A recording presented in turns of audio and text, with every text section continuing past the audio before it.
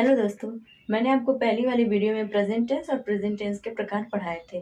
इस वीडियो में मैं आपको प्रेजेंट परफेक्ट कॉन्टिन्यूअस टेंस पढ़ाऊंगी। यानी कि इसके पहले 4 वीडियो में मैंने प्रेजेंट टेंस के प्रकार पहले पढ़ा चुकी हूँ, फिर उसके बाद प्रेजेंट इंडेफिनिट टेंस पढ़ा चुके हैं, फिर उसके बाद प्रेजेंट परफेक्ट टेंस पढ़ा चुके हैं।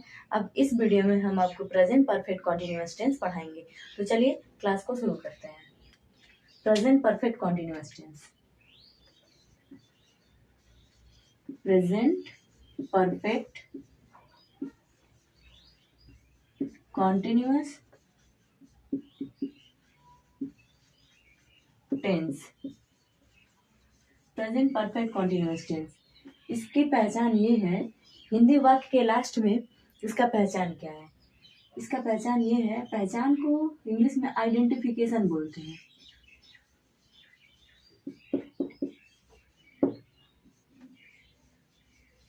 आइडेंटिफिकेशन, इसको पहचान बोला जाता है। इसका पहचान ये है हिंदी वाक्य में कि इसके लास्ट में से रहा है, से रही है, से रहा हूं,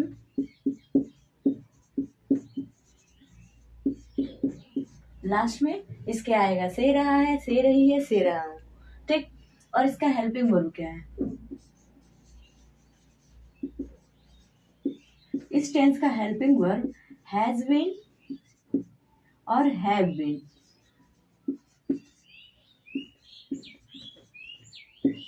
हैव बीन ये हेल्पिंग वर्ब होता है, और इस टेंस में भी आईएनजी फॉर्म का यूज किया जाता है। इसके पहली वाली टेंस में प्रेजेंट कॉन्टिन्यूअस टेंस में उसमें भी हेल्पिंग वर्ब का यूज हुआ था। और इसके पहले जितने भी तीन टेंस हम पढ़ेंगे, present continuous tense, past continuous tense, future continuous tense, इन तीनों में भी वर्ब का फोर्थ फॉर्म यूज होगा।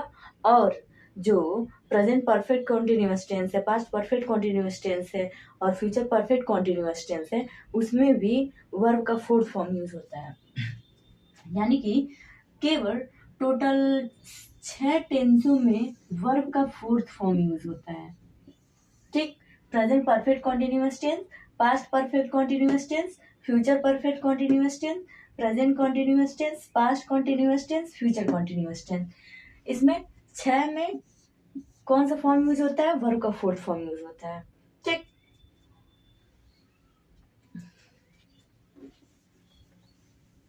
अब इसके बनाने का तरीका ये है कि सबसे पहले सब्जेक्ट लिखेंगे और सब्जेक्ट के तुरंत बाद हैज या फिर हैव, इन दोनों के बाद हैज या हैव बीन लिखेंगे और इसके तुरंत बाद बीन का यूज करेंगे।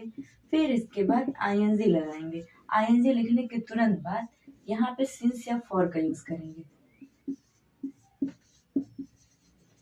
सिंस या फॉर यूज करने के तुरंत बाद टाइम का यूज करेंगे। फिर उसके बाद ऑब्जेक्ट का यूज करेंगे। ये है इस टेंस को बनाने का तरीका। ठीक। ये तो तरीका हो गया। और इसमें सिंस या फॉर का यूज किया जाता है। सिंस और फॉर का यूज कहाँ किया जाता है? सिंस का यूज किसके साथ किया जाता है और फॉर का यूज किसके साथ किया जाता है? जो सिंस होता है, सिंस का यूज हमेशा पक्के टाइम के लिए किया जाता है। जैसे कि पक्का टाइम क्या होता है और कच्चा टाइम क्या होता है? जो पक्का टाइम होता है वो फिक्स टाइम होता है, उसका एक नाम होता है। जैसे सुबह हो गया, सोमवार, मंगलवार, बुधवार, बृहस्पतिवार, ये भी एक टाइम है। ठीक। या फिर घड़ी में भी जितने भी टाइम होते हैं 1 2 3 4 5 6 होता है, 1 बजे, 2 बजे, 12:30 बजे, ये भी एक टाइम है, फिक्स टाइम है। तो इससे ये पता चलता है कि उसमें उस टाइम का नाम पता चलता है ना, इसलिए वहाँ पे सिंस का यूज होता है। और फॉर का यूज कच्चे टाइम के लिए होता है, जैसे कि वो फिक्स नहीं होता है, उसका नाम ही नहीं होता है, बिना नाम का होता है। जहाँ नाम ही ना हो उस टाइम का, वहां पे फॉर का यूज होता है। और सिंस का यूज वहां होता है जहाँ पे उस टाइम का नाम हो। जैसे वह सुबह से पढ़ रहा है, वह दोपहर से पढ़ रहा है, वह 2 बजे उठा, वह सोमवार को घर जाएगा, वह रविवार को आएगा, ऐसे है ना। तो वहां पे सिंस का यूज होगा। और फॉर का यूज वहां पे होगा जहाँ पे टाइम फिक्स ना हो। जैसे वह कई दिनों से पढ़ रहा है, वह कई दिनों से रो रहा है, वह 2 3 दिन में आ जाएगा, ये भी फिक्स टाइम नहीं है कि वो 2 3 दिन में ये कौन सा टाइम है, 2-3 दिन, इसलिए वहां पे फॉर का यूज हुआ है। सिंस या फॉर का यूज समझ आया? सिंस और फॉर ये हमेशा फिक्स टाइम के लिए होता है और ये फिक्स टाइम के लिए नहीं होता है। ठीक, सिंस या फॉर का यूज समझ आ गया, इसे इरेज कर देते हैं। अब इसका एक हम सेंटेंस लेते हैं, जैसे वह पढ़ रहा है।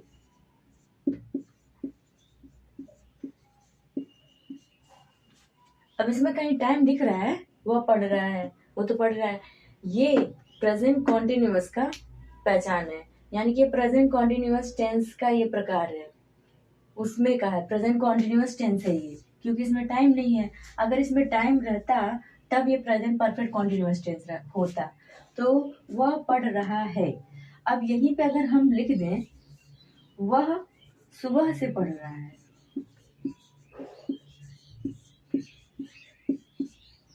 पढ़ रहा है, तो सुबह भी एक नाम है, सुबह से पढ़ रहा है, इसलिए इसमें सिंस का यूज होगा कि फॉर का यूज होगा? इसमें सिंस का यूज होगा, क्योंकि सुबह एक टाइम का नाम है।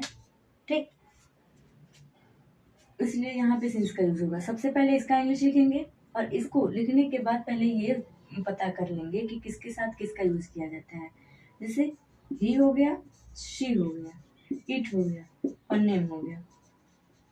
ही, सी, इट, नेम, इसके साथ हमेशा हैज बीन का यूज किया जाता है। ठीक, हैज बीन का यूज किसके साथ किया जाता है? ही, शी, इट, नेम, इन सब के साथ हैज बीन का यूज किया जाता है। आई, वी, यू, दे, इन सब के साथ हैव बीन का यूज किया जाता है। ठीक, ये बहुत इंपॉर्टेंट है, इसको कॉपी में राइट कर लीजिए, फिर उसको उसके बाद इसमें का नया सेंटेंस बनाते हैं। ठीक, ये राइट हो गया कॉपी में।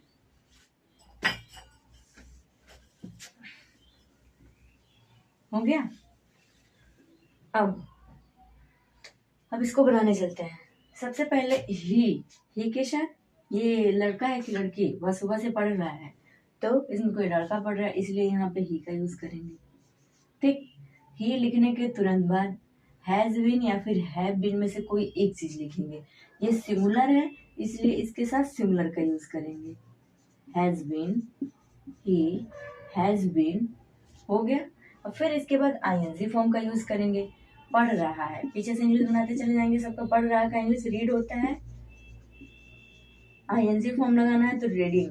ही हैज बीन रीडिंग। से के लिए क्या यूज करेंगे? Since. He has been reading since, सुबह से पढ़ रहा है, सिंस मॉर्निंग। हो गया ना? He has been reading since morning, यानी कि वो सुबह से पढ़ रहा है, वो सुबह से नहीं पढ़ रहा है, उसके लिए क्या होगा? He has not been reading, he has not been reading since morning.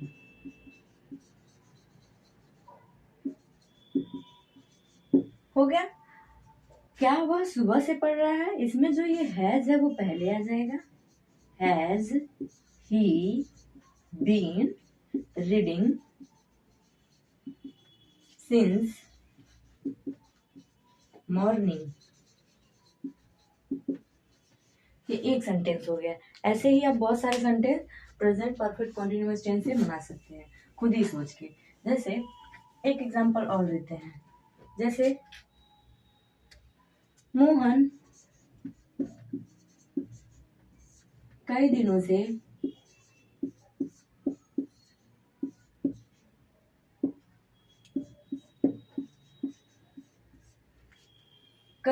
पढ़ रहा है। अब ये कोई फिक्स टाइम है क्या? कई दिनों से पढ़ रहा है, ये फिक्स नहीं है ना, इसलिए यहाँ पे फॉर का यूज होगा। ठीक, ये आप लोग कमेंट बॉक्स में इसका बना करके आप हमें सेंड कर दीजिएगा कमेंट बॉक्स में, फिर मैं देख लूंगी कि आप सही बनाए हैं कि गलत बनाए हैं। एक सेंटेंस है, मैं 2 बजे से